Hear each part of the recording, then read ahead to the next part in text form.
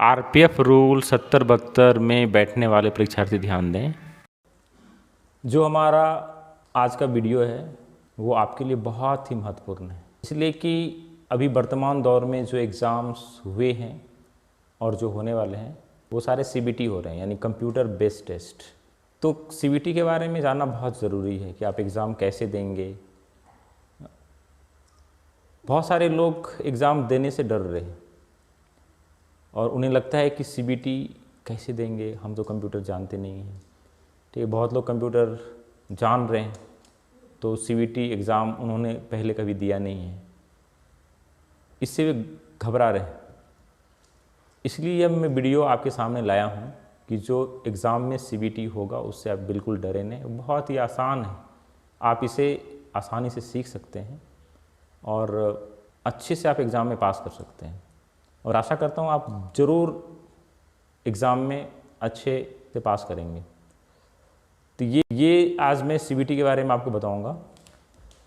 ये हमने चैतन्य IAS academy के सहयोग से मैं आपके पास पहुँच रहा हूँ और ये मैं बताऊँगा। जब आप एग्ज़ाम हॉल में जाएंगे तो आपकी स्क्रीन पे इस तरह से कुछ रहेगा जिसमें लॉगिन दिया रहेगा और यहाँ पे आपको ईमेल डालने होंगे अपना। आप अपना ईमेल यहाँ पे डाल देंगे, जैसे हमने यहाँ पे देखिए अपना ईमेल डाल दिया। ईमेल डालने के बाद यहाँ पे पासवर्ड का ऑप्शन है। पासवर्ड आपका रोल नंबर भी हो सकता है या आपको जो पासवर्ड दिए जाएंगे आपका डेट ऑफ बर्थ भी हो सकता है। तो यहाँ पे डालना है, जैसे कि मैं अपना पासवर्ड डाल रहा हूँ। अपना पासवर्ड हमने डाल दिया। पासवर्ड डालने के बाद अब जो नीचे लॉगिन का बटन है, देखिए इसे हम लॉगिन करेंगे। लॉगिन बटन पे क्लिक करने के बाद थोड़ा हम इंतज़ार करेंगे और इस तरह से देखिए पेज धीरे धीरे लोड हो रहा है। लोड होने के बाद फिर हम आगे जो नेक्स्ट बटन है, नेक्स्ट बटन को क्लिक करेंगे। तो नेक्स्ट बटन करने से कुछ इस तरह का इंस्ट्रक्शंस इंग्लिश में भी आएगा और हिंदी में भी आएगा। जैसे इस तरह का है तो आप अभी तक प्रश्न पे नहीं गए हैं, इस तरह की आकृति का कुछ आएगा तो आपने प्रश्न का उत्तर नहीं दिया है। इस तरह से ग्रीन आएगा तो आप प्रश्न का उत्तर दे चुके हैं। पर्पल कलर आएगा तो आपने प्रश्न का उत्तर नहीं दिया है, प्रश्न को पुनर्विचार के लिए चिन्हित किया है। इस तरह से कुछ आकृतियाँ आएंगी तो आप प्रश्न का उत्तर दे चुके हैं, प्रश्न को पुनर्विचार के लिए आपने चिन्हित किया है। और इस तरह से इसे आप पूरा पढ़िए। लास्ट में इंस्ट्रक्शन इस तरह से दिए रहेंगे, अंग्रेजी में भी हिंदी में भी, कि ग्रुप ए में राजभाषा नीति एवं नियमों संबंधित 10 प्रश्न दिए गए हैं जो अनिवार्य नहीं है, मैंडेटरी नहीं है। यदि आप चाहें तो 10 क्वेश्चन को बना सकते हैं और नहीं भी बना सकते हैं। और ग्रुप बी में 90 क्वेश्चन दिए गए हैं जो आपके लॉ से, वर्किंग ऑन रेलवे से, क्राइम से, जीएस से, रीजनिंग से, इस तरह से 90 प्रश्न दिए गए हैं ग्रुप बी में। और ग्रुप ए बी मिला के 100 क्वेश्चन है। 100 क्वेश्चन में सिर्फ आपको 80 के ही जवाब देने हैं। यदि ग्रुप ए के सभी 10 प्रश्नों के उत्तर देते हैं तो ग्रुप बी में सिर्फ आपको 70 क्वेश्चन ही बनाना है, ताकि 10 ए का और 10 70 बी का, यानी 80 क्वेश्चन हो गया। यदि ग्रुप ए में सिर्फ 5 प्रश्न को हल करते हैं तो ग्रुप बी के 75 क्वेश्चन को हल करिए। यानी कि कुल मिला के कहने का मतलब ये है हमारा कि 100 में आपको सिर्फ 80 ही बनाने हैं, 80 से ज़्यादा मत बनाइए। लेकिन मैंने बहुत लड़कों, बहुत कैंडिडेट को कहते सुना है कि हमने एग्ज़ाम दिया, एग्ज़ाम में हमने 80 से ज़्यादा बना दिए, 90 बना दिए। तो वो कैसे? तो उन्होंने बताया कि जब हम एग्ज़ाम देने के लिए गए तो एग्ज़ाम में जैसे यहाँ पे जो बटा है हमारा कंटिन्यूशन में 1 से लेकर 100 क्वेश्चन है। और जो एजेंसियाँ रहती है एग्ज़ाम लेने वाली, उसका कुछ कुछ हर बार अलग अलग हो सकता है। जैसे कि कहीं पे ग्रुप ए लिखा रहेगा, उसमें 10 क्वेश्चंस दिए रहेंगे। फिर नीचे ग्रुप बी लिखा रहेगा, उसमें 90 क्वेश्चंस दिए रहे होंगे, यानी दोनों मिला के 100 क्वेश्चंस होंगे। और कहीं कहीं क्या होता है 1 से लेकर 100 तक कंटिन्यूशन में रहता है। सामने के 10 क्वेश्चंस हिंदी राजभाषा के और बाकी सब क्वेश्चन आपके प्रोफेशनल से संबंधित हैं। तो इसलिए इसका ध्यान रखना है कि जब भी आप बनाएं, ये इंश्योर कर लें कि आपने ग्रुप ए में 10 बना लिया है तो ग्रुप बी में सिर्फ 70 ही बनाने हैं। ये नहीं कि आप ग्रुप ए को बना दिए हैं उसका ख्याल ना रखें और ग्रुप बी में आपने 70 से ज़्यादा बना दिया, तो इस तरह से आपका 90 क्वेश्चन बन गया। तो एग्ज़ाम बाद में जब कॉपी आपकी जांची जाएगी तो जो ग्रुप बी के 80 से ज़्यादा क्वेश्चन यदि हो जाएंगे तो उसको कट कर दिया जाएगा और आपको नुकसान ही हो सकता है। तो इसलिए आप ध्यान रखें एग्ज़ाम में सिर्फ आप 80 क्वेश्चन ही बनाएं, सही बनाएं, इसलिए कि गलत बनाएंगे तो एक क्वेश्चन यदि आप गलत करते हैं तो आपके 1/3 अंक काट लिए जाएंगे, और यदि आप कोई प्रश्न का जवाब नहीं देते हैं इसमें आपको कोई नुकसान नहीं होगा। चलिए अब हम एग्ज़ाम स्टार्ट करते हैं। यहाँ पे I am ready to begin click किए, एग्ज़ाम को स्टार्ट का बटन दबाएं।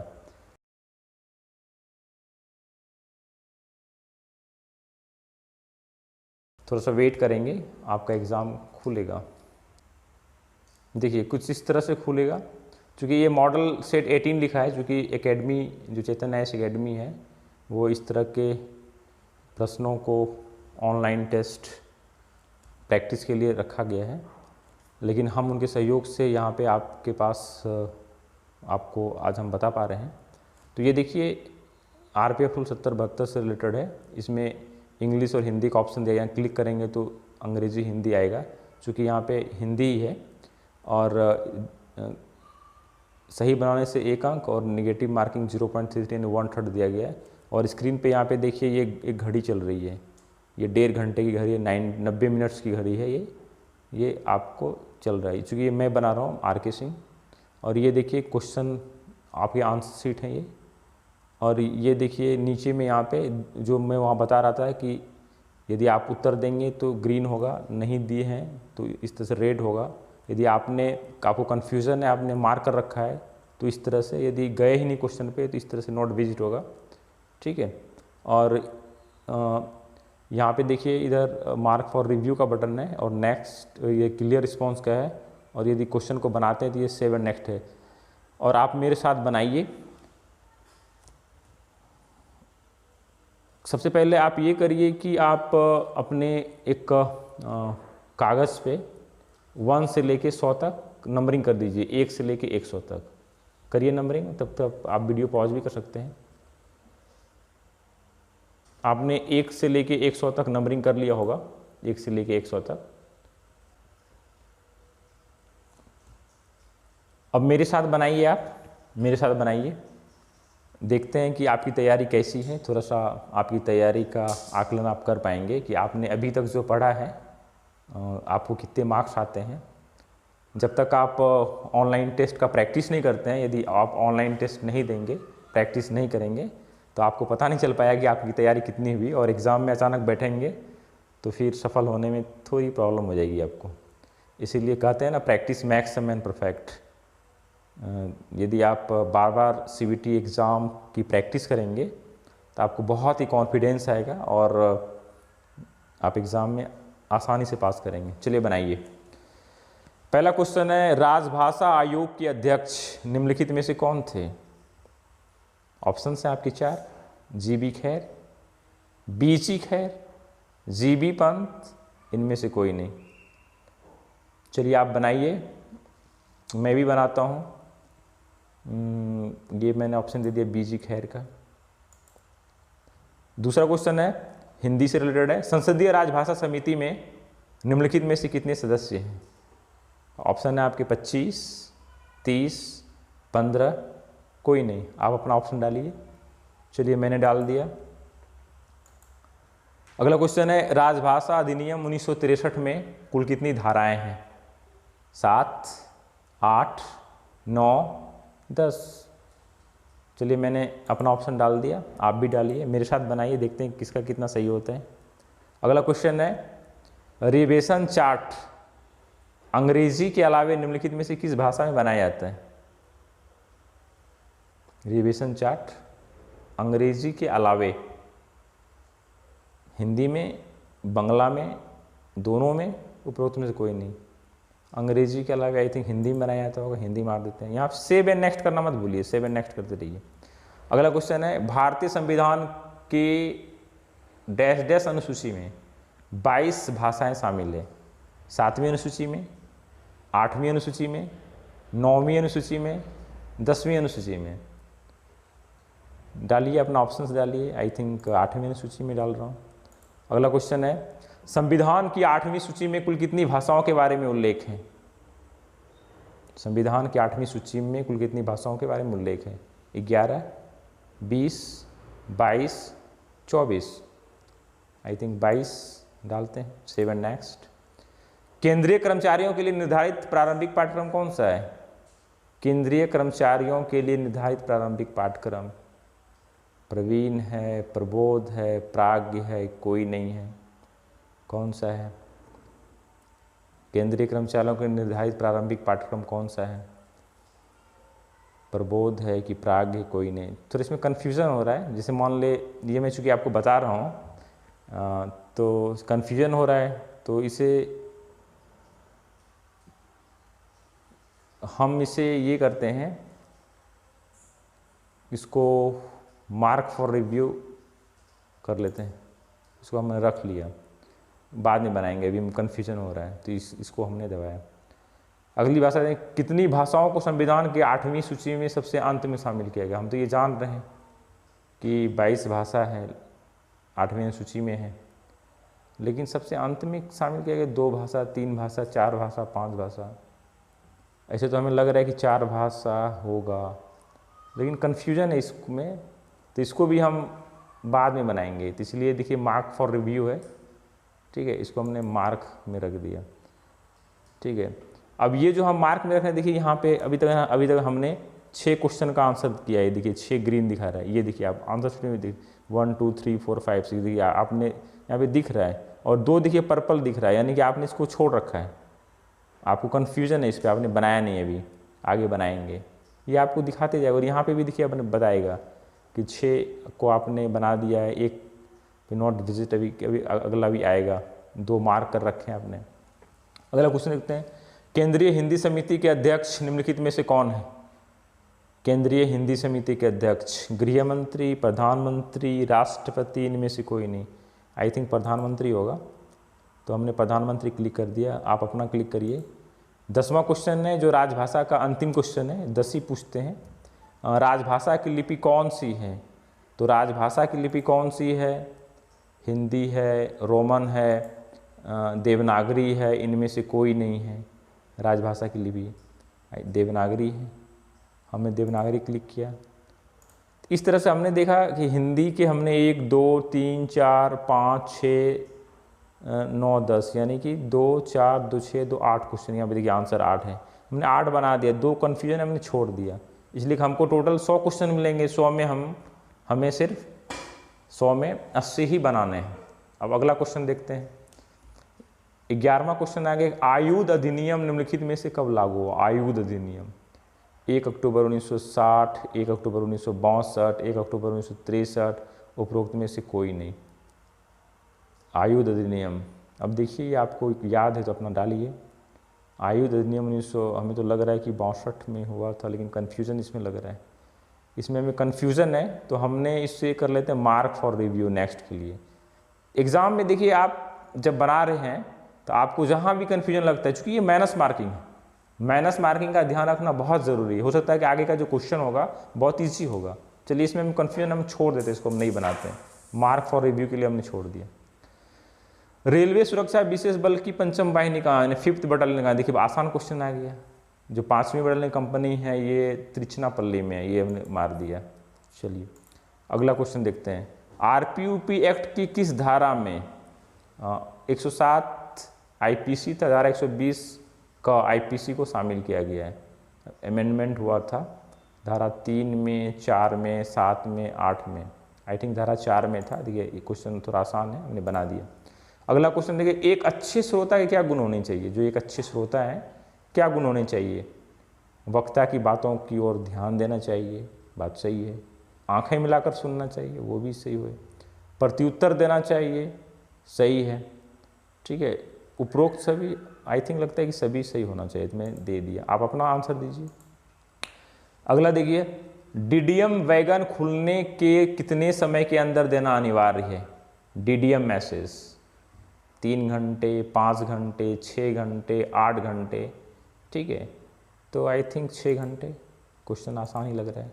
आगे देखिए, टाइमिंग का भी मैनेजमेंट आपको देखना है। अभी ये चल रहा है, इसी हिसाब से बनाना है।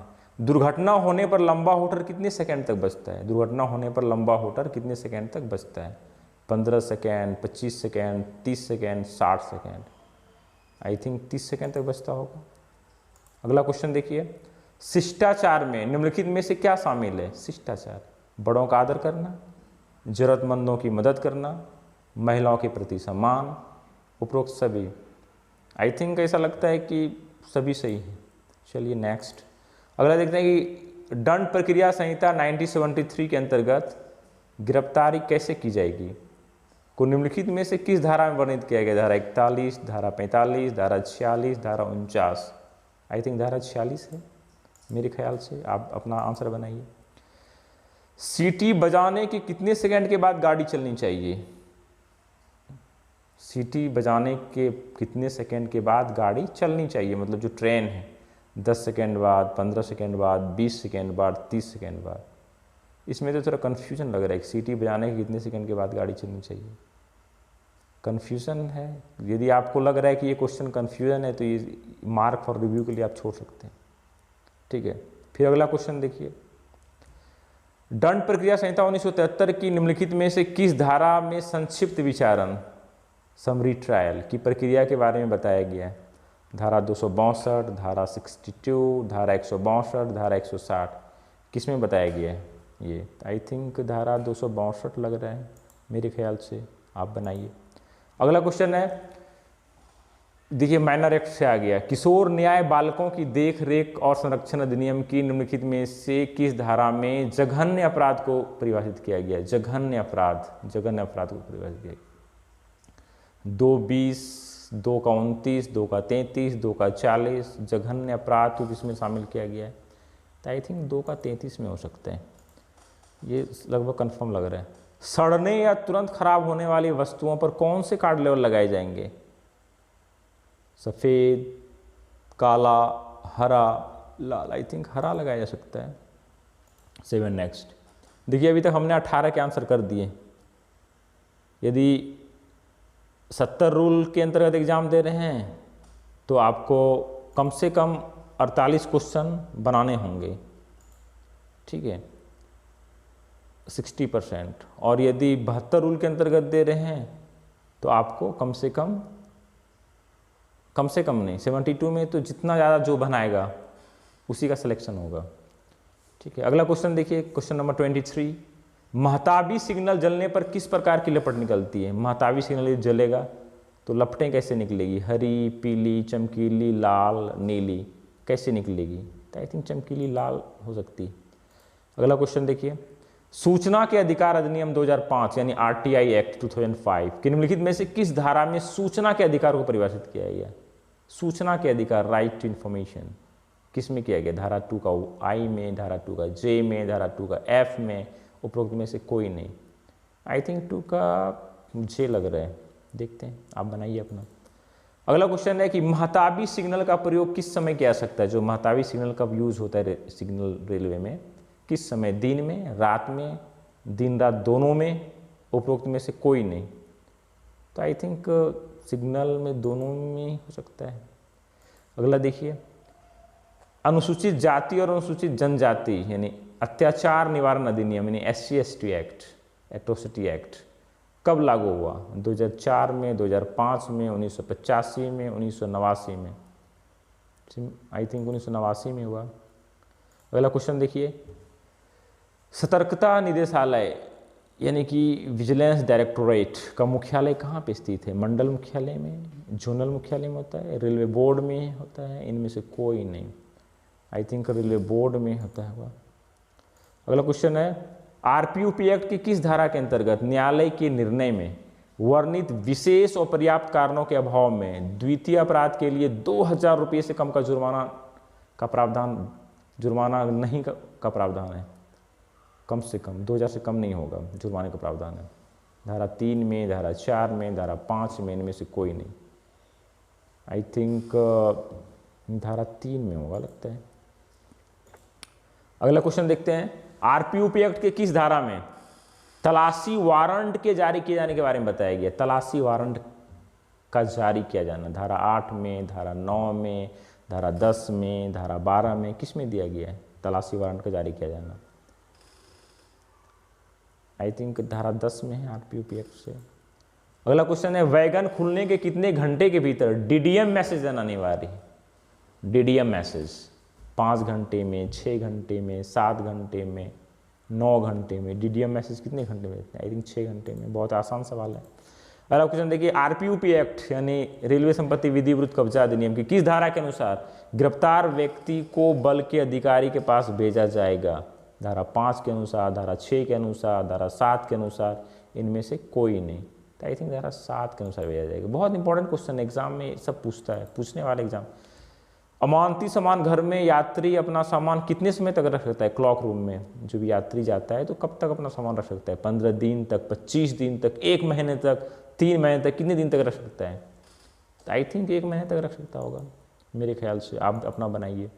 अगला क्वेश्चन है, स्विच कितने सिद्धांतों पर आधारित है? जो स्विच होता है यानी कि एक्सप्लोजिव में, वो कितने सिद्धांतों पर आधारित है? 3 सिद्धांतों पे, 4 पे, 5 पे, उपरोक्त में से कोई नहीं।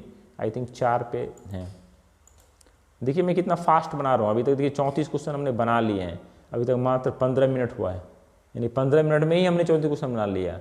90 मिनट बहुत ज़्यादा है। आप जल्दी जल्दी बनाएंगे, जल्दी जल्दी होगा, इसलिए मैं टाइम मैनेजमेंट के लिए भी आपको बताया जा रहा है।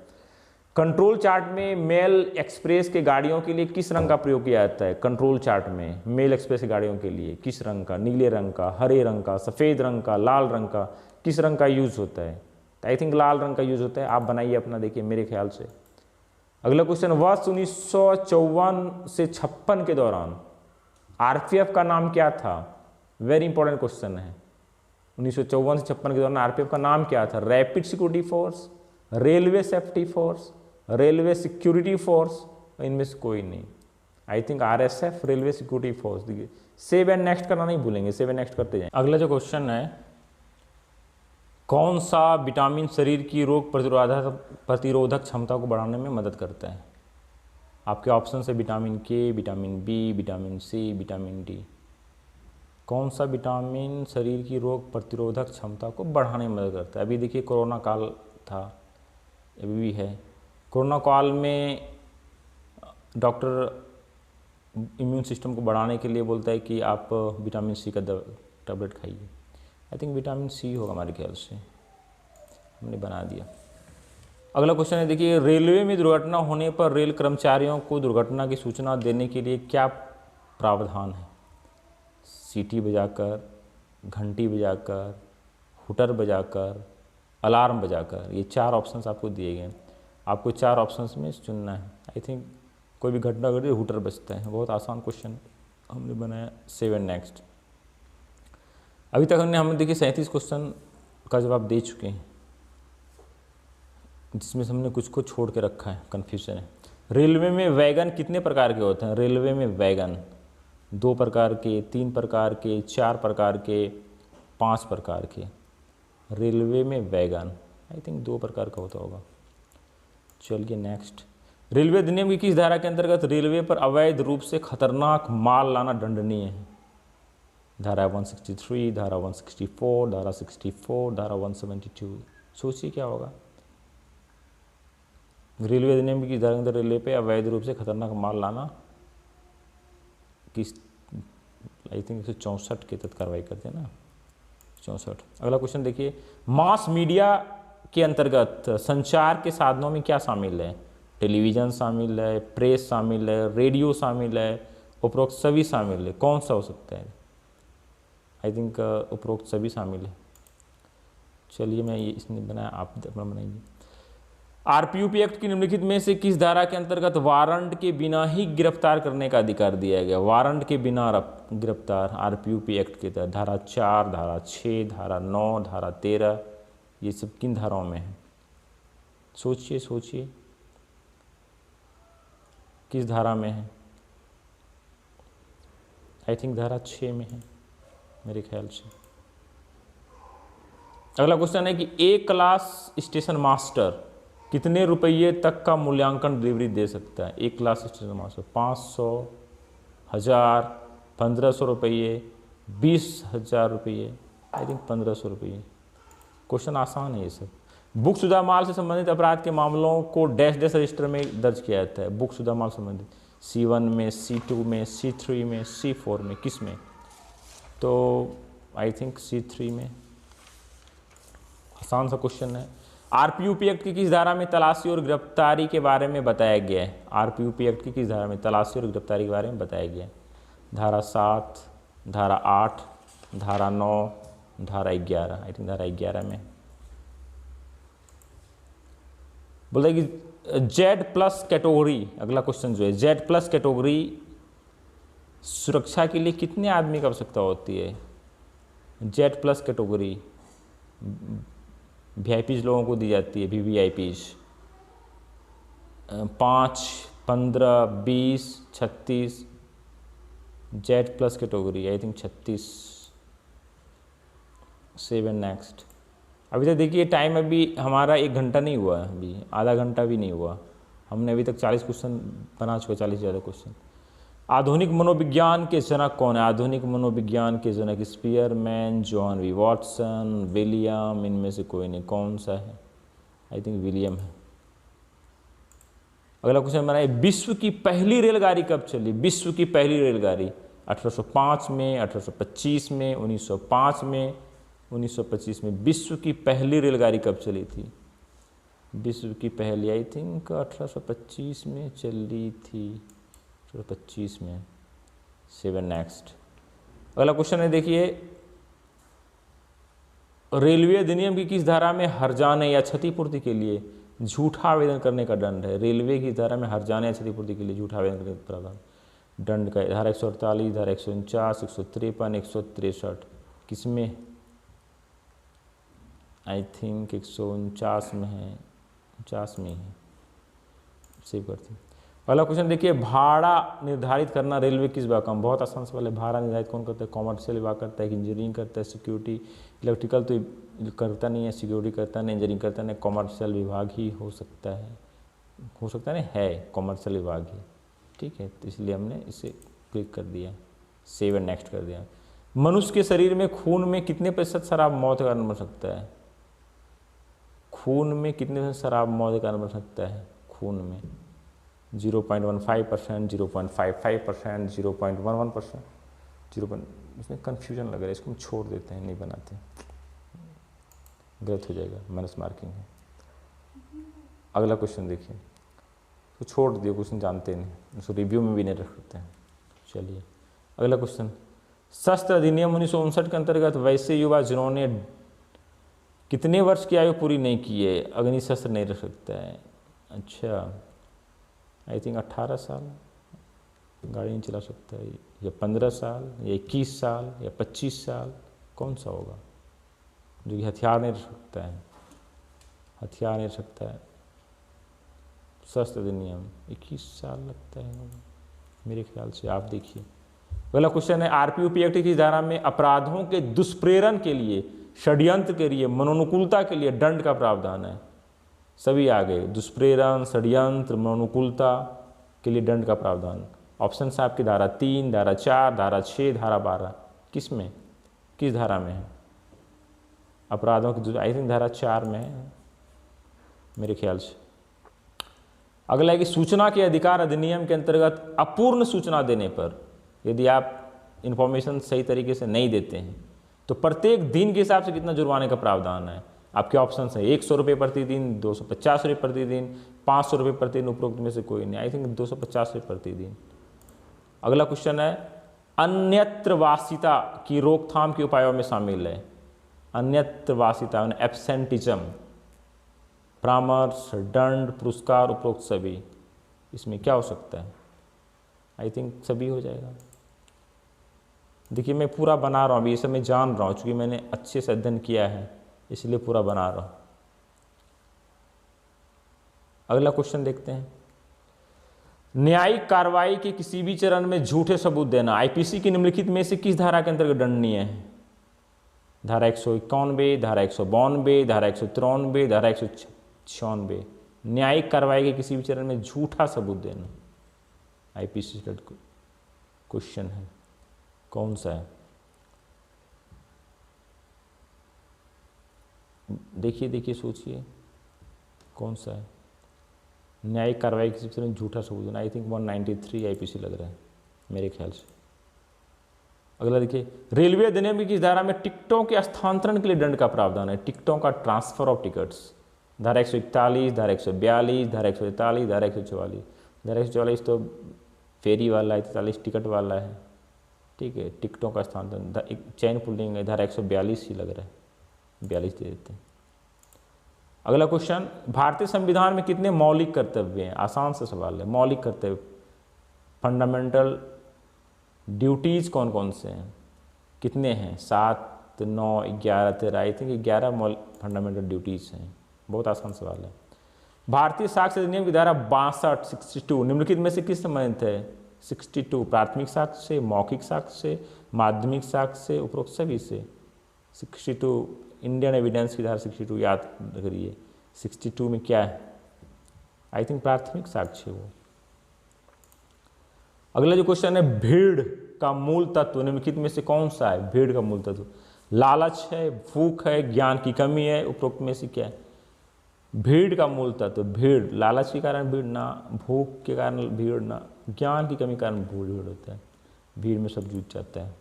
चलिए नेक्स्ट क्वेश्चन, भारतीय साक्ष्य अधिनियम के अंतर्गत पार्टी द्वारा गवाह की परीक्षा निम्नलिखित में से क्या कहलाती है?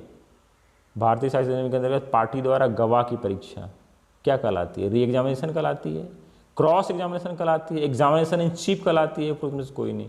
I think examination in chief है ये। अगला क्वेश्चन देखिए, रेलवे अधिनियम की किस धारा में अनहोनी घटना की परिभाषा का प्रावधान किया गया? अनहोनी घटना, अनटुवर्ड इंसिडेंट का डिफिनेशन का प्रावधान 123A, 123B, 123C, 124। अनहोनी घटना आई थिंक 123 का सी है। ये जो मैं बना रहा हूँ अभी तक में हमने 62 क्वेश्चंस बनाए हैं। चूंकि इसमें हमको 80 क्वेश्चंस बनाने हैं, टाइम हमारा 1.5 घंटा दिया गया है। टाइमिंग मैनेजमेंट बहुत ज़रूरी है। और दूसरा क्या, हमने पहले ही कहा कि आप अभी से बना रहे होंगे, लग रहा हो कि हम कितने देर से बना रहे हैं, और काफ़ी टाइम उसका। आप समय देखिए, एग्ज़ाम में समय सिर्फ 1.5 घंटे ही मिलते हैं, एग्ज़ाम में समय सिर्फ 90 मिनट ही मिलता है। तो आपको टाइमिंग मैनेजमेंट के लिए आपको अभी से ही प्रैक्टिस करनी पड़ेगी। इसलिए यदि अभी से आप प्रैक्टिस नहीं करते हैं तो टाइमिंग मैनेजमेंट नहीं हो पाएगा। जैसे कि आप दौड़ने की प्रैक्टिस करते हैं, या मान लिए कहीं परेड करना होता है, तो परेड जैसे 26 जनवरी का परेड है या 15 अगस्त का परेड है, ठीक है, या अन्य कोई परेड है, परेड के लिए प्रैक्टिस करनी पड़ती है। आपको खड़े रहने की प्रैक्टिस करनी पड़ती है। यदि आप खड़े रहने की प्रैक्टिस नहीं करते हैं तो बीच में गिर जाते हैं, ठीक है। प्रैक्टिस बहुत ज़रूरी है। उसी तरह से यदि आप सीबीटी का एग्ज़ाम देंगे और ऑनलाइन टेस्ट सीबीटी का प्रैक्टिस आप नहीं करेंगे, यदि अभी से 1.5 घंटे की प्रैक्टिस आप नहीं करेंगे, आप उब जाएंगे, तो एग्ज़ामिनेशन हॉल में जाहिर सी बात है कि आपका नहीं बनेगा सवाल, ठीक है। इसीलिए आप 1.5 घंटे यानी 90 मिनट तक आप डटे रहिए और इसे कोशिश करिए, मतलब मन लगाने की, ठीक है, टाइम बिताने की। टाइम बिताने का अभ्यास करेंगे 90 मिनट का, तो आपको एग्ज़ाम में असहजता महसूस नहीं होगी, आपको बहुत ही ईजी लगेगा। देखिए 1 घंटा होने वाला है, 1 घंटा नहीं, आधा घंटा, सॉरी, हमने बहुत बना लिया फिर भी। क्वेश्चन नंबर 62 है, CHG। CHG का फुल फॉर्म क्या है? CHG child health group, child help group, child handed group, combined help group. CHG का देखिए, I think child help group हो सकता है, इसलिए कभी बहुत ही इंपॉर्टेंट है।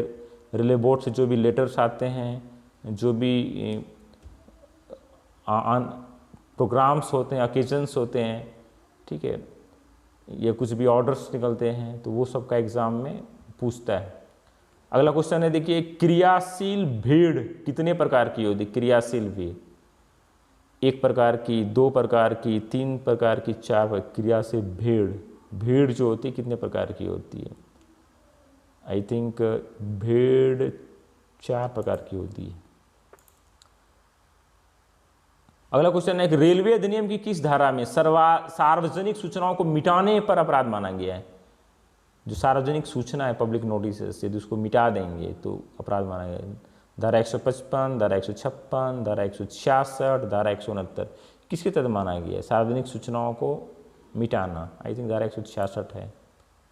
अगला क्वेश्चन देखिए, पुलिस निम्नलिखित में से किस धारा के तहत बिना वारंट की गिरफ्तार कर सकती है? पुलिस धारा 41 के तहत, धारा 42 के तहत, धारा 43 के तहत, धारा 45 के तहत। आई थिंक धारा 41 के तहत बिना वारंट गिरफ्तार करती है। बहुत आसान क्वेश्चन से देखिए बनते जा रहे हैं पूरा। रेल अधिनियम में रेल टिकटों का अवैध व्यापार करने पर दंड का प्रावधान है। अवैध टिकटों का व्यापार 143, 142, 143, 153, 155। रेल टिकटों का व्यापार तो आप जानते हैं बहुत आसान है, 143 है। अगला क्वेश्चन, कुछ विशिष्ट शारीरिक लक्षणों वाले व्यक्ति ही अपराधी होते हैं। कुछ विशिष्ट शारीरिक लक्षणों वाले व्यक्ति ही अपराधी होते हैं, निम्नलिखित में से किसका मत है ये? मर्फी का, किम्बलियंग का, लोम्ब्रेसो का। देखिए साइकोलॉजी क्वेश्चन है ये। लोम्ब्रेसो आई थिंक हमने पढ़ा था, लोम्ब्रेसो का हो सकता है, लोम्ब्रेसो का अर्थ है ये। देखिए अगला क्वेश्चन है, भारत के संविधान का भाग 4 संबंधित है। संविधान का भाग 4 बहुत ही आसान है, मौलिक अधिकार से, नीति निर्देशक तत्व से, पंचायती राज से, उपरोक्त में से कोई नहीं। संविधान का भाग 4, संविधान का भाग 4 आई थिंक नीति निर्देशक तत्व से संबंधित है। पहला क्वेश्चन देखिए, RIES का फुल फॉर्म क्या है? Very important, RIES railway engine information science, railway employ information system, railway establishment information system, या उपरोक्त में से कोई नहीं। बहुत आसान सा सवाल है। रेलवे इंजन नहीं, रेलवे इंजन इंफॉर्मेशन नहीं, रेलवे एम्प्लॉय इंफॉर्मेशन सिस्टम हो सकता है, ये सही है। काफ़ी इंपॉर्टेंट क्वेश्चन है एग्जाम्स के लिए। भारतीय संविधान के किस अनुच्छेद में अस्पृश्यता के अंत के बारे में बताया गया है? अस्पृश्यता का अंत, छुआछूत का अंत। अनुच्छेद 15, अनुच्छेद 16, अनुच्छेद 17, अनुच्छेद 18। आई थिंक अनुच्छेद 17 है। ये देखिए मैं अभी तक 70 क्वेश्चन पे जा चुका हूँ, हमको मात्र 80 ही क्वेश्चन बनाने हैं। आसान आसान से क्वेश्चन आ रहे हैं। अब देखिए मैथ्स रीजनिंग के क्वेश्चन आ गए। 30 छात्रों की एक कतार में सोनी का क्रम प्रारंभ से 13वां है, तो बताएं कि अंत से उसका क्रम क्या होगा? 30 छात्रों की, ये रीजनिंग है, रीजनिंग से बिल्कुल घबराइए मत। अभी आपके पास बहुत समय, 1 घंटा समय है, आप 70 पे पहुँच गए, मात्र 10 क्वेश्चन और बनाने हैं, 10-12 क्वेश्चन।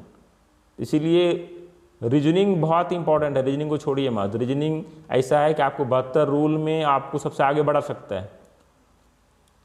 बनाइए, वीडियो चाहे पॉज भी कर सकते हैं। 30 छात्रों की कतार में सोनी का क्रम प्रारंभ से 13वां है। मैं भी हल कर रहा हूँ, मैं भी हल कर रहा हूँ।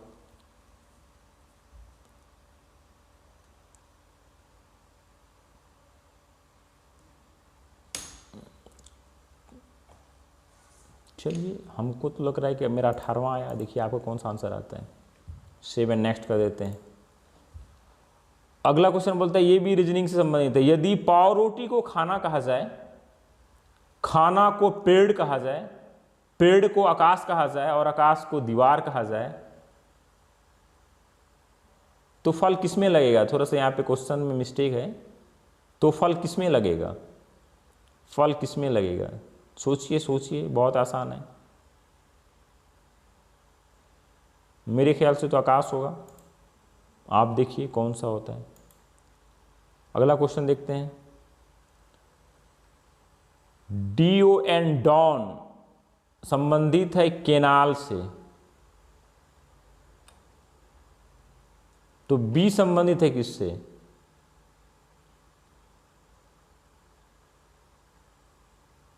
Don, canal, B। देखिए यदि इसमें आपको डाउट हो रहा है, देखिए यदि इसमें थोड़ा सा भी डाउट हो रहा है आपको, तो मत बनाइए इसको, मैं बता रहा हूँ। इसलिए कि आप बनाएंगे 1/3 मार्क्स कट जाएगा। चलिए ठीक है, हमें भी कन्फ्यूजन लग रहा है, मैं छोड़ देता हूँ इसको, मार्क फॉर रिव्यू नेक्स्ट के लिए रख लेता हूँ। अगला क्वेश्चन है, देखिए डायरेक्शन से संबंधित आ गया। हमने यूट्यूब वीडियो में हमने आपको डायरेक्शन में बताया था बनाने के लिए। पहले आप इस तरह के क्वेश्चन जैसे आते हैं, आप डायरेक्शन खींच लीजिए। ईस्ट वेस्ट नॉर्थ साउथ खींच लीजिए, उसके बाद बनाइए। पवन 12 मीटर उत्तर दिशा में चलने के बाद वहाँ से दाएं घूमकर 6 मीटर की यात्रा की, पुनः दाएं घूमकर उसने 4 मीटर की यात्रा की। बताएं कि अब वह किस दिशा में जा रहा है। बहुत आसान है, मैंने आपको बताया था यूट्यूब में अपने। इसके ऑप्शंस आपके दिए हैं, उत्तर, पूरब, दक्षिण, पश्चिम। बनाइए, मैं भी बना रहा हूँ, इसको बनाइए, मैं बना रहा हूँ।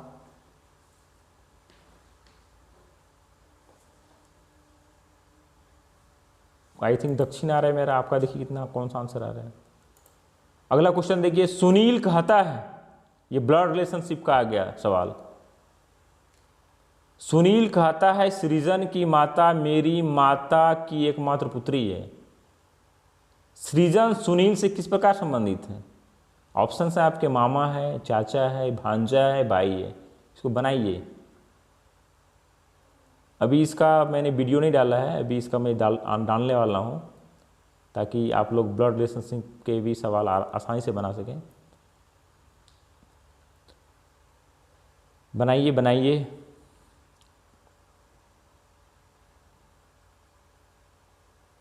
हमें तो भांजा लग रहा है, अब आपको क्या लग रहा है देखिए। अगला क्वेश्चन है, 5 जनवरी 1980 को कौन सा दिन था? ये देखिए, आपका कैलेंडर से सवाल आ गया, रीजनिंग का कैलेंडर से। 5 जनवरी 1980 को कौन सा दिन था? कैलेंडर के सवाल थोड़ा सा बनाने पड़ेंगे आपको, इसके लिए बनाने के कुछ नियम्स हैं। मैं अभी अपकमिंग वीडियो में मैं बताऊंगा, जब कैलेंडर का वीडियो रीजनिंग का पढ़ाऊंगा तो मैं इसको बताऊंगा। शनिवार, रविवार, सोमवार, मंगलवार। चलिए, यदि कन्फ्यूजन लग रहा है तो इसको छोड़ दीजिए, मतलब ऐसा नहीं कि बनाइए आप, नहीं बन रहा है तो चलिए मैं छोड़ देता हूँ इसको। अगला देखिए क्वेश्चन, ये कथन निष्कर्ष से आ गया, ये आपकी सिलेबस में है। सभी नेता अमीर होते हैं, ये कथन है। निष्कर्ष है, 2 निष्कर्ष दिए गए इसमें, 2-3 निष्कर्ष है, 3-4 निष्कर्ष लगते हैं।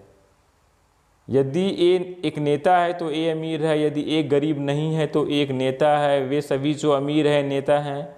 यदि एक गरीब है तो ए नेता नहीं हो सकता। केवल निष्कर्ष फर्स्ट ठीक है, निष्कर्ष सेकेंड ठीक है, निष्कर्ष थर्ड ठीक है। ये सब क्वेश्चन जो है ना, थोड़ा सा टफ लगता है। चलिए, 70 रूल वाले के लिए चलो एक बार दूसरा भी क्वेश्चन बनाने के लिए, पास होने के लिए हमको मात्र 60% ही चाहिए, यानी कि 48 नंबर में हम पास हो जाएंगे। लेकिन 72 रूल्स वालों के लिए तो ये बहुत इंपॉर्टेंट है, इसलिए कि इस तरह के क्वेश्चन 2-3 हो गए, जो नहीं बनाएगा दूसरा बना देगा तो वो पास कर जाएगा, इसलिए इनको सीखना चाहिए। चलिए, मैं भी इसको नेक्स्ट के लिए आगे बढ़ता हूँ। ये देखिए, समस्याओं की पहचान करना क्या कहलाता है? समस्याओं की पहचान करना, समस्या का समाधान कहलाता है, निर्णय करना कहलाता है, लक्ष्य का निर्धारण करना कहलाता है? कोई नहीं। बनाइए, समस्याओं की पहचान करना, हमारे ख्याल से निर्णय करना लगता है। देखिए, अगला क्वेश्चन, अनुक्रम को पूरा करें। ये देखिए, ये सीरीज का आ गया। हमने अभी अपने पिछले वीडियो में सीरीज के बारे में बताया था, सीरीज टेस्ट। एक सीरीज चल रहा है, देखिए 7 है तो 13 हो गया, तो 25 हो गया, तो 49 हो गया। नेक्स्ट क्या आएगा? आपके ऑप्शंस भी दे रखे हैं, 94, 95, 96, 97, कौन सा होगा? बनाइए बनाइए, इसको सोचिए।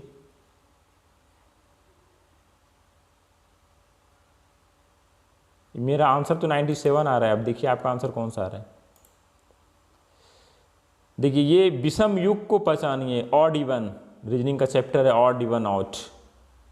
विषम युग पहचानिए, 35 है, 5 है, दूसरे में 42 है, 6 है, 77 है, 11 है, 63 है, 8 है। विषम कौन सा है?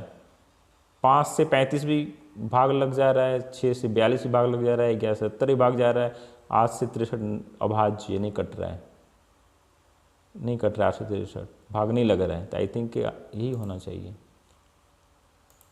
अगला क्वेश्चन देखिए, भारत के प्रधानमंत्री को नियुक्त कौन करता है? बहुत ही आसान सा सवाल है, जीएस का सवाल है। भारत के प्रधानमंत्री को कौन नियुक्त करता है? संसद करता है, राष्ट्रपति करता है, भारत के नागरिक करता है, मुख्य न्यायाधीश करता है? कौन करता है नियुक्ति? राष्ट्रपति करता है सबकी नियुक्ति। अगला सवाल देखिए, श्रीहरिकोटा जहां से रॉकेट का प्रक्षेपण किया जाता है किस राज्य में स्थित है? हरिकोटा उड़ीसा में, आंध्र प्रदेश में, केरला में, उपरोक्त में से कोई नहीं। आंध्र प्रदेश में। बहुत सिंपल सवाल है। अगला देखिए, हमने 74 का आंसर दे चुका है, हमको हमें सिर्फ और 6 प्रश्न का ही आंसर देना है, सिर्फ 6, 80 हो जाएंगे।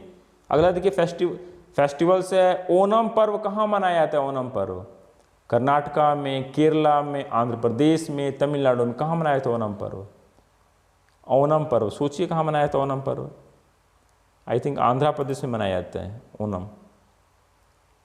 अगला क्वेश्चन देखिए, बुद्ध का जन्म कहाँ हुआ था? कितना आसान सवाल है। देखिए, बुद्ध का जन्म कपिलवस्तु में, वैशाली में, लुम्बिनी में, इनमें से कोई नहीं। बुद्ध का जन्म कहाँ हुआ था? सभी हम लोग बचपन से पढ़ते हैं ना, बुद्ध का जन्म लुम्बिनी में हुआ था।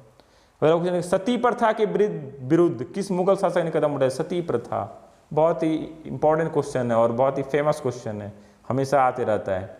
सती प्रथा के विरुद्ध अकबर, हुमायूं, बीरबल, जहांगीर। सती प्रथा के विरुद्ध किस मुगल शासक ने कदम उठाए थे? मुगल शासक सती, आई थिंक अकबर ने उठाया था शायद सती प्रथा का। अगला क्वेश्चन, पंडित रविशंकर किस वाद्य यंत्र से संबंधित है? पंडित रविशंकर, रवि तबला से, सितार से, सरोद से, वायलिन से। आई थिंक सितार से संबंधित है, सितार। ये देखिए, रिव्यू वाला क्वेश्चन तो हमें लगता है जाने की जरूरत ही नहीं पड़ेगी, लेकिन फिर भी मैं आपको करके दिखाता हूँ अभी रिव्यू क्वेश्चन। चलिए, अभी आपके पास बहुत सारे क्वेश्चन हैं तो रिव्यू का क्वेश्चन बनाने की ज़रूरत नहीं पड़ रही है हमें, ठीक है। लेकिन मैं चाहता हूँ कि आपको सिखाऊं कि रिव्यू वाले क्वेश्चन को कैसे बनाएंगे। चलिए, 1-2 क्वेश्चन और बना लेते हैं। ये कई क्वेश्चन आसान दिख रहे हैं। अभी तक हमने 78 क्वेश्चन बना दिया, 80 क्वेश्चन और हमको बनाने हैं, ठीक है। इंडियन नेशनल कांग्रेस के संस्थापक कौन थे? इंडियन नेशनल कांग्रेस के संस्थापक, इंडियन नेशनल कांग्रेस के संस्थापक कौन थे? Mahatma Gandhi, Allan Octavian Hume, Womesh Chandra Banerjee, Bhimrao Ambedkar. I think A Hume थे संस्थापक, ठीक है। तो बी नंबर ऑप्शन सही हमको लग रहा है। अगला क्वेश्चन है, चौथा खंभा किसका प्रतीक है? वेरी इजी क्वेश्चन है। चौथा खंभा किसका प्रतीक है? संविधान का, संसद का, समाचार पत्र का, सेना का? चौथा खंभा, चौथा खंभा किसका है? आई थिंक समाचार पत्र का है। ये देखिए क्वेश्चन है, किस रक्त समूह के व्यक्तियों को सार्वभौमिक दाता कहा जाता है? किस रक्त समूह के व्यक्तियों को सार्वभौमिक दाता? Universal donor. I think universal donor आपके ऑप्शंस भी दिए गए हैं, ग्रुप ए को, बी को, ए बी को, ओ को। तो यूनिवर्सल डोनर कहा जाता है ओ को। देखिए हमारा, ये देखिए हमने किया तो 81 हो गया, 81 हो गया आंसर, ठीक है। 81 जो है हमारा ज़्यादा हो गया, देखिए, ठीक है। 81 हमारा ज़्यादा हो गया। 81 हमें 80 ही करने हैं। अब ज़्यादा करेंगे देख हमारा नंबर काट लिया जाएगा। तो हम क्या करते हैं कि 81 होने से अब हम इसको एक कम कर देते हैं। जैसे हमने 89 है, इसको हम जाते हैं 89 पे, हम इसको छोड़ देते हैं। देखिए ये नहीं छूट रहा है, देखिए कैसे दिख रहा है, ये देखिए, ये देखिए इस तरह से नहीं छूट रहा है, नहीं हट रहा है। तो यहाँ देखिए नीचे में क्लियर रिस्पॉन्स है, ये नीचे ऑप्शंस दिए हैं क्लियर रिस्पॉन्स का, इसको हम क्लियर रिस्पॉन्स कर देते हैं। ये देखिए क्लियर रिस्पॉन्स करने से हो जाता है, क्लियर हो गया, ठीक है। अभी देखिए हमारा 80 ही आंसर है, लेकिन 80 हमने कर दिया आपको, लेकिन हम सिखा रहे हैं कि ये जो मार्क फॉर रिव्यू नेक्स्ट के लिए कैसे करते हैं। अब देखिए हमने जो नीचे आंसर हम देख रहे हैं, 80 क्वेश्चन हमने कर दिया, सब ग्रीन में है। 3 जो है नॉट आंसर्ड, 7 मार्क्ड, मतलब 7 को हमने मार्क्ड किया है, ठीक है। मार्क वाले को यदि हम खोलते हैं, मार्क को क्लिक करिए, देखिए मार्क वाले ही सिर्फ आ गए। देखिए ये सब मार्क वाला हमने कर रखा है, मार्क वाला देखते हैं। मार्क वाले को 8 पे किया था, 8 को क्लिक करते हैं, ये देखिए, ये देखिए बोलते हैं कितनी भाषाओं को संविधान की 8वीं सूची में अंत में शामिल किया गया है? 2, 3, 4, 5, 2, 3, 4, 5। आई थिंक 4 भाषा किया गया था, किया गया था। यदि मान लिया हम इसको करते हैं, करके देखते हैं क्या होता है, इस तरह से, ठीक है। ये हम इसको सेव एंड नेक्स्ट करते हैं, तो ये देखिए ये आंसर सही हो गया, यहाँ पे 8 हो गया, ठीक है। ये यहाँ पे देखिए, लेकिन फिर 81 हो गया। हम आपको सिखा रहे हैं, ज़्यादा हो गया, तो हम क्या करेंगे, इसको फिर कोई भी क्वेश्चन हम कम कर सकते हैं। जैसे 88 को हमने चौथा खंभा किसका प्रतीक है, समाचार पत्र का, इसको हम ऐसे करेंगे, देखिए नहीं, क्लियर रिस्पॉन्स करना पड़ेगा, clear response, save and next, ठीक है। तो इस तरह से हमने देखिए 80 को हमने बना दिया, ठीक है। 80 क्वेश्चन को बनाने के बाद अब हमें क्या करना है, अभी देखिए हमारे पास 43 मिनट बच गए, 43 मिनट्स बच गए। देखिए 90 मिनट में हमने ये पूरा सारा 80 क्वेश्चन बहुत ही कम समय में बना लिया, मात्र आधे समय में लगभग, यानी कि 45 मिनट में ही हमारा लगभग सारा सवाल बन गया। 90 मिनट का क्वेश्चन, अब अभी बताइएगा, आपको एग्जाम में 90 मिनट का समय दिया गया है, जो काफ़ी बहुत ज़्यादा समय है, और सिर्फ 43, हमारे पास 47 मिनट लगा लगभग बनाने में, हमने 47 मिनट में ही सारा सवाल बना लिया 80 क्वेश्चन, ठीक है। हम 80 ही बनाएंगे, 100 क्वेश्चन इसमें से दिया गया है, इतना ही बनाएंगे, इसलिए कि 80 क्वेश्चन है हमारे, ठीक है। 10 पे हमने विजिट नहीं किया अभी तक, छोड़ दिए, चूँकि हमको लग रहा है कि ये सब हमारा सही है, ठीक है। अब ये देखिए लास्ट में जब है नीचे बटन दिया गया है सबमिट बटन, ठीक है, तो हम इसको सबमिट कर देंगे। यहाँ पे देखिए हमने सबमिट का बटन किया तो इस तरह से आया, finalise exam, do you wish to submit and close the exam, once you submit you will not be able to review the exam.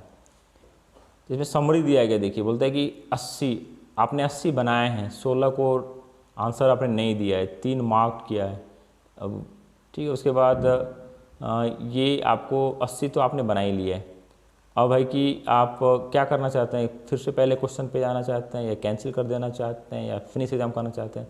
चूँकि हमारा 80 क्वेश्चन बन गया है, इसलिए मैं एग्ज़ाम को फिनिश करना चाहता हूँ, तो ये हमने इस एग्ज़ाम को फिनिश कर दिया।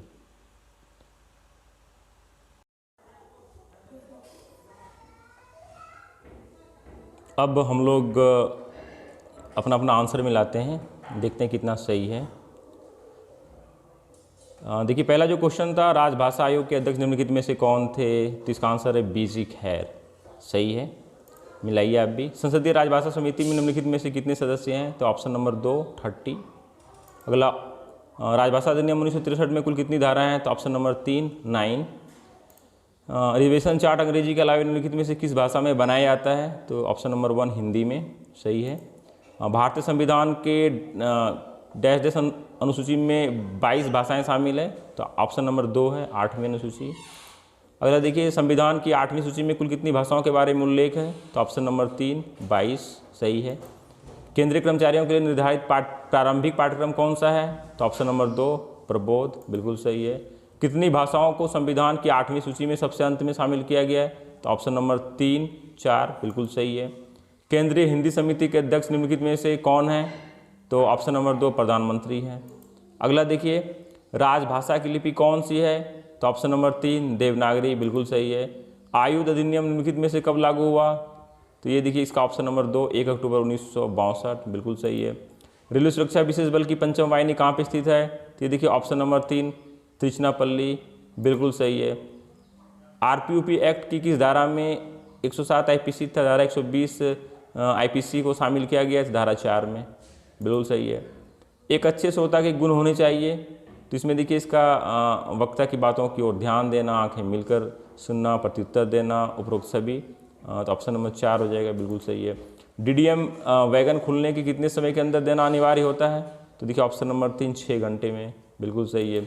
या कि दुर्घटना होने पर लंबा होटर कितने सेकंड तक बचता है, तो ये देखिए ऑप्शन नंबर 3 30 सेकंड तक, बिल्कुल सही है। शिष्टाचार में निम्नलिखित में से क्या शामिल है, तो बड़ों का आदर करना, जरूरतमंदों की मदद करना, महिलाओं के प्रति सम्मान करना, ऑप्शन नंबर डी उपरोक्त सभी, 4 नंबर ऑप्शन सही है। देखिए CRPC 97T3 के अंतर्गत गिरफ्तारी कैसे की जाएगी, को निम्नलिखित में से किस धारा में वर्णित किया गया है, तो ये देखिए इसका ऑप्शन नंबर 3 सही है, धारा 46। आगे देखिए, सीटी बजाने के कितने सेकंड के बाद गाड़ी चलनी चाहिए, मतलब रेलगाड़ी चलनी चाहिए, तो ऑप्शन नंबर 2 दिया गया 15 सेकेंड। इसका देखिए CRPC 1973 के निम्नलिखित में से किस धारा में संक्षिप्त विचारण की प्रक्रिया के बारे में बताया गया है, तो ऑप्शन नंबर 1 देखिए धारा 262 सही है। अगला देखिए, किशोर न्याय बालकों की देखरेख और संरक्षण अधिनियम के निम्नलिखित में से किस धारा में जघन्य अपराध को परिभाषित किया गया है, इसका ऑप्शन नंबर 3 233 सही है। अगला देखिए, सड़ने या तुरंत खराब होने वाली वस्तुओं पर कौन से कार्ड लेबल लगाए जाएंगे, तो ऑप्शन नंबर 3 देखिए हरा, सही है। अगला देखिए, महतावी सिग्नल जलने पर किस प्रकार की लपटें निकलती है, तो ऑप्शन नंबर 3 चमकीली लाल, बिल्कुल सही है। सूचना के अधिकार अधिनियम 2005 के निम्नलिखित में से किस धारा में सूचना के अधिकार को परिभाषित किया गया है? तो देखिए इसका ऑप्शन नंबर 2 का जे बिल्कुल सही है। आगे देखिए महताबी सिग्नल का प्रयोग किस समय किया जा सकता है? तो इसका है ऑप्शन नंबर 3 दिन रात दोनों में। अगला क्वेश्चन, अनुसूचित जाति और अनुसूचित जनजाति अत्याचार निवारण अधिनियम कब लागू हुआ? तो 1989 में, ऑप्शन नंबर 4 सही है। सतर्कता निदेशालय का मुख्यालय कहाँ पर स्थित है? तो ऑप्शन नंबर 3 रेलवे बोर्ड में है। मिलाते चलिए आप। आरपीयूपी एक्ट की किस धारा के अंतर्गत न्यायालय के निर्णय में वर्णित विशेष और पर्याप्त कारणों के अभाव में द्वितीय अपराध के लिए 2000 रुपये से कम का नहीं जुर्माने का प्रावधान वर्णित है? तो ये देखिए ऑप्शन नंबर 1 धारा 3 में। आरपीयूपी एक्ट की किस धारा में तलाशी वारंट के जारी किए जाने के बारे में बताया गया है? तो ऑप्शन नंबर 3 धारा 10 में। अगला देखिए, वैगन खुलने के कितने घंटे के भीतर डीडीएम मैसेज देना अनिवार्य है? तो ऑप्शन नंबर 2 6 घंटे बिल्कुल सही है। रेलवे संपत्ति विधि विरुद्ध कब्जा अधिनियम के किस धारा के अनुसार गिरफ्तार व्यक्ति को बल के अधिकारी के पास भेजा जाएगा? तो इसमें ऑप्शन नंबर 3 धारा 7 सही है। अमानती सामान घर में यात्री अपना सामान कितने समय तक रख सकता है? तो ये ऑप्शन नंबर 3 1 महीने तक सही है। स्विच कितने सिद्धांतों पर आधारित है? स्विच जो एक्सप्लोजिव से रिलेटेड है? तो ऑप्शन नंबर 2 4 बिल्कुल सही है। कंट्रोल चार्ट में मेल एक्सप्रेस की गाड़ियों के लिए किस रंग का प्रयोग किया जाता है? तो ऑप्शन नंबर 4 लाल रंग का सही है। वर्ष 1954 से 1956 के दौरान आरपीएफ का क्या नाम था? तो रेलवे सिक्योरिटी फोर्स, जो ऑप्शन नंबर 3 है सही है। कौन सा विटामिन शरीर की रोग प्रतिरोधक क्षमता को बढ़ाने में मदद करता है? तो ऑप्शन नंबर 3 विटामिन सी सही है। रेलवे में दुर्घटना होने पर रेल कर्मचारियों को दुर्घटना की सूचना देने के लिए क्या प्रावधान है? तो नंबर 3 नंबर हूटर बजाकर सही है। रेलवे में वैगन कितने प्रकार के होते हैं? तो ऑप्शन नंबर 1 2 प्रकार के होते हैं। रेलवे अधिनियम की किस धारा के अंतर्गत रेलवे पर अवैध रूप से खतरनाक माल लाना दंडनीय है? तो ऑप्शन नंबर 2 धारा 164 बिल्कुल सही है। मास मीडिया अंतर्गत संचार के साधनों में शामिल है? तो ऑप्शन नंबर 4 उपरोक्त सभी, यानी टेलीविजन भी, प्रेस भी, रेडियो भी, सभी सही है। आरपीयूपी एक्ट की निम्नलिखित में से किस धारा के अंतर्गत वारंट के बिना ही गिरफ्तार करने का अधिकार दिया गया है? तो ऑप्शन नंबर 2 धारा 6 बिल्कुल सही है। एक क्लास स्टेशन मास्टर कितने रुपये तक का मूल्यांकन डिलीवरी दे सकता है? तो ऑप्शन नंबर 3 1500 रुपये सही है। बुकशुदा माल से संबंधित अपराध के मामलों को C3 ऑप्शन नंबर 3 जो है रजिस्टर में दर्ज किया जाता है सही है। आरपीयूपी एक्ट की किस धारा में तलाशी और गिरफ्तारी के बारे में बताया गया है? तो ऑप्शन नंबर 4 धारा 11 सही है। जेड प्लस कैटेगरी सुरक्षा के लिए कितने आदमी की आवश्यकता होती है? तो ऑप्शन नंबर 4 36 सही है। आधुनिक मनोविज्ञान का जनक कौन है? ऑप्शन नंबर 3 विलियम बिल्कुल सही है। विश्व की पहली रेलगाड़ी कब चली? ऑप्शन नंबर 2 1825 में सही है। रेलवे अधिनियम की किस धारा में हर्जाने या क्षतिपूर्ति के लिए झूठा आवेदन करने पर दंड का प्रावधान है? धारा 2 धारा 149 सही है। भाड़ा निर्धारित करना रेलवे के किस विभाग का काम है? तो ऑप्शन नंबर 1 कॉमर्शियल विभाग का सही है। मनुष्य के शरीर में खून में कितने प्रतिशत शराब मौत का कारण बन सकता है? तो ऑप्शन नंबर 2 0.55%। शस्त्र अधिनियम 1959 के अंतर्गत वैसे युवा जिन्होंने ऑप्शन नंबर 3 21 साल वर्ष की आयु पूरी नहीं की है अग्निशस्त्र नहीं रख सकता है सही है। आरपीयूपी एक्ट की किस धारा में अपराधों के दुष्प्रेरण के लिए, षड्यंत्र के लिए, मनोनुकूलता के लिए दंड का प्रावधान है? तो ये ऑप्शन नंबर 2 धारा 4 सही है। सूचना के अधिकार अधिनियम के अंतर्गत अपूर्ण सूचना देने पर प्रत्येक दिन के हिसाब से कितने जुर्माने का प्रावधान है? तो ऑप्शन नंबर 2 250 रुपये प्रतिदिन सही है। अन्यत्र वासिता की रोकथाम के उपायों में शामिल है? परामर्श भी है, दंड भी है, पुरस्कार भी, उपरोक्त सभी। ऑप्शन नंबर 4 सही है। न्यायिक कार्रवाई के किसी भी चरण में झूठे सबूत देना आईपीसी के निम्नलिखित में से किस धारा के अंतर्गत दंडनीय है? तो ऑप्शन नंबर 3 धारा 193 सही है। रेलवे अधिनियम की किस धारा में टिकटों के हस्तांतरण के लिए प्रावधान किया गया है? तो धारा 2 142 सही है। भारतीय संविधान में कितने मौलिक कर्तव्य है? तो ऑप्शन नंबर 3 11 सही है। भारतीय साक्ष्य अधिनियम की धारा 62 निम्नलिखित में से किस संबंधित है? तो ऑप्शन नंबर 1 प्राथमिक साक्ष्य सही है। भीड़ का मूल तत्व निम्नलिखित में से कौन सा है? तो ज्ञान की कमी, ऑप्शन नंबर 3 सही है। भारतीय साक्ष्य अधिनियम के अंतर्गत पार्टी द्वारा गवाह की परीक्षा निम्नलिखित में से क्या कहलाती है? तो option number 3 examination in chief कहलाती है सही है। रेलवे अधिनियम की किस धारा में अनहोनी घटना की परिभाषा का प्रावधान दिया गया है? तो ऑप्शन नंबर 3 धारा 123 सी सही है। CHG का फुल फॉर्म क्या है? तो child help group, option number 2 सही है। क्रियाशील भीड़ कितने प्रकार की होती है? तो ऑप्शन नंबर 4 प्रकार की होती है। रेलवे अधिनियम की धारा में सार्वजनिक सूचनाओं को मिटाने पर अपराध माना गया है? धारा 166 ऑप्शन नंबर 3। पुलिस निम्नलिखित में से किस धारा के तहत बिना वारंट गिरफ्तार कर सकती है? तो ऑप्शन नंबर 1 धारा 41। रेल अधिनियम में रेल टिकटों का अवैध व्यापार करने पर दंड का प्रावधान है। ऑप्शन नंबर 2 धारा 143। कुछ विशिष्ट शारीरिक लक्षणों वाले व्यक्ति ही अपराधी होते हैं, निम्नलिखित में से किसका मत है? तो ऑप्शन नंबर 3 लोम्ब्रेसो। कुछ भारत के संविधान का भाग 4 संबंधित है। ऑप्शन नंबर 2 नीति निषेध तत्व से। RIES का फुल फॉर्म क्या है? तो option number 2 railway employ information system. Railway employ information system सही है। भारतीय संविधान के किस अनुच्छेद में अस्पृश्यता यानी छुआछूत के अंत के बारे में बताया गया है? तो अनुच्छेद 17 सही है। 30 छात्रों की कतार में सोनी का क्रम प्रारंभ से 13वां है, तो बताएं कि अंत में उसका क्रम क्या होगा? तो इसका ऑप्शन 2 18वां होगा। यदि पावरोटी को खाना कहा जाए, खाना को पेड़ कहा जाए, पेड़ को आकाश कहा जाए और आकाश को दीवार कहा जाए, तो फल किस में लगेगा? तो आकाश में। ऑप्शन नंबर 4 सही है। DON डॉन केनाल में, तो बी किस में? हाइव में। HIV ऑप्शन नंबर 3 सही है। पवन 12 मीटर उत्तर दिशा में चलने के बाद वहां से दाएं घूमकर 6 मीटर की यात्रा की, पुनः दाएं घूमकर उसने 4 मीटर की यात्रा की। बताएं कि किस दिशा में जा रहा है? तो वो दक्षिण दिशा में जा रहा है। आपने बनाया होगा तो सही होगा। सुनील कहता है सृजन की माता मेरी माता की एकमात्र पुत्री है। सृजन सुनील से किस प्रकार संबंधित है? तो भांजा। Option number 3। 5 जनवरी 1980 कौन सा दिन था? यदि आप दिन निकालने के लिए जानते होंगे तो आपका आंसर शनिवार आया होगा, पहला नंबर ऑप्शन। कथन और निष्कर्ष से है तो इसका ऑप्शन नंबर 1 सही है। 77 का 1। 78 समस्याओं की पहचान करना कहलाता है निर्णय करना, 2 नंबर ऑप्शन सही है। अनुक्रम को पूरा करें, 7 से 2 बार में 14, 7 से 14, एक कम है 13, 13 से 2, 13 को 2 से मल्टीप्लाई के 26, एक कम है 25, 25 को 2 से मल्टीप्लाई किए 50, 50 से कम 49, 49 को 2 बार करेंगे तो 98, 91 8 से एक कम 97, तो ऑप्शन नंबर 4 सही है। विषम युग्म पहचानिए, देखिए 5 से 5 7 जा 35, 6 7 जा 42, 11 7 जा 77, तो 18 7 जा होना चाहिए, तो लेकिन ये गलत दिया गया है, तो ऑप्शन नंबर 4 इसका होगा। भारत के प्रधानमंत्री को नियुक्त कौन करता है? तो ऑप्शन नंबर 2 राष्ट्रपति करता है। श्रीहरिकोटा जहाँ से रॉकेट का प्रक्षेपण किया जाता है किस राज्य में स्थित है? तो आंध्रा में, ऑप्शन नंबर 2। 83 ओणम पर्व कहाँ मनाया जाता है? तो ये देखिए केरला में मनाया, तो ऑप्शन नंबर 2। बुद्ध का जन्म कहाँ हुआ था? तो ऑप्शन नंबर 3 लुम्बिनी में हुआ था। सती प्रथा के विरुद्ध किस मुगल शासक ने कदम उठाए थे? तो ऑप्शन नंबर 1 अकबर ने उठाए थे। पंडित रविशंकर किस वाद्य यंत्र से संबंधित है? तो ऑप्शन नंबर 2 सितार से संबंधित है। इंडियन नेशनल कांग्रेस के संस्थापक कौन थे? तो A.O. ह्यूम था, ऑप्शन नंबर 2 में दिया गया है। चौथा खंबा किसका प्रतीक है? तो ऑप्शन नंबर 3 में समाचार पत्र का है। किस रक्त समूह के व्यक्तियों को सार्वभौमिक दाता कहा जाता है? तो ऑप्शन नंबर 4 O पॉजिटिव सही है।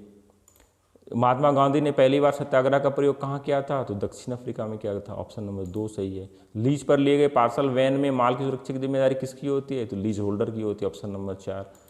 निम्नलिखित में से किस मामले में गिरफ्तारी के संबंध में माननीय सर्वोच्च न्यायालय ने 11 सूत्रीय मार्गदर्शन जारी किया था? तो D के बसु बनाम पश्चिम बंगाल राज्य, ऑप्शन 2 में है, सही है। अगर व्यापारी माल की मिथ्या घोषणा करता है तो उसके विरुद्ध रेल अधिनियम की किस धारा के अनुसार कार्रवाई की जाएगी? तो ऑप्शन नंबर 2 163 सही है। बदबूदार माल रेल अधिनियम की किस धारा के अनुसार स्वीकार किया जाता है? तो धारा 67, 94 का 3।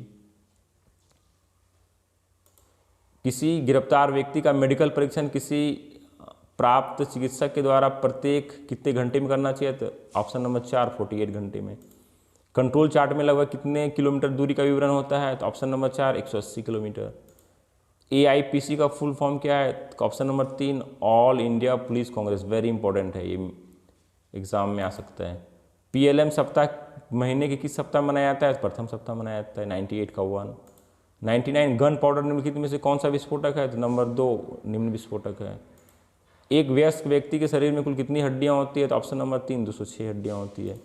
देखिए इस तरह से हमने पूरा आपको आंसर बताया और आप देखिए कि आपका 80 क्वेश्चन में कितना सही है और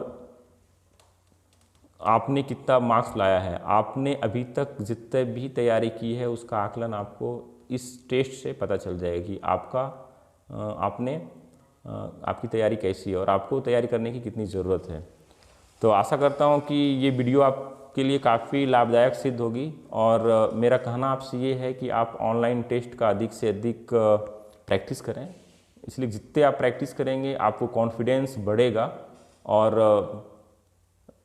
आपको याद होते जाएगा। जैसे मान लें आप एक बार ऑनलाइन टेस्ट बनाते हैं और यदि आपको बनाने में, जैसे मान लें आपने 100 क्वेश्चन बनाए, उसमें से आपने 80 का ही हल किया और मान लिया आपका क्वेश्चन काफ़ी गलत हो गए, तो कोई बात नहीं है, उसको फिर बार बार रिपीट करिए, आंसर देखिए, रिपीट करिए, आंसर देखिए, रिपीट करिए। इस तरह से आप करेंगे तो आपको बहुत ही जल्दी और आसानी से याद हो जाएगा और आपका कॉन्फिडेंस लेवल इतना बढ़ेगा कि आप एग्ज़ाम हॉल में जाएंगे तो आपको बिल्कुल ही आपको असहज महसूस नहीं होगा और बहुत ही कंफर्टेबल रहेंगे और आप आसानी से सारे प्रश्नों के हल कर देंगे और आप ज़रूर एग्ज़ाम में सक्सेस होंगे। धन्यवाद।